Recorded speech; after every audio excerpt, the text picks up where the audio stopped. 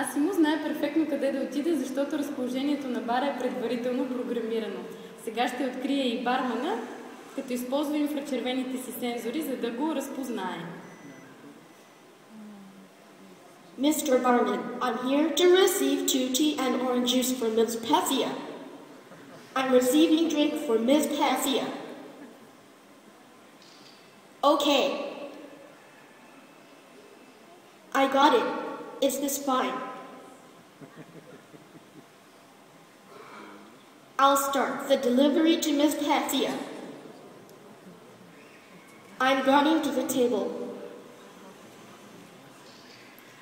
В изпълнението на тази задача Асимо действа напълно самостоятелно. За да може да го направи, ние предварително сме програмирали размерите на сцената в паметта му, както и разположението на мебелите. В момента Асимо се движи с 2 км в час, за да не разсипе питиетата. I came for delivery.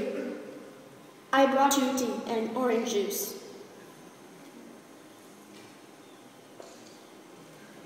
Забележете това красиво движение, което Асимо изпълнява сега благодарение на силовите сензори, които има в китките си.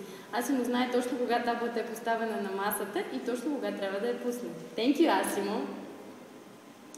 Дами и господа, видяхте как Асимо може да ходи много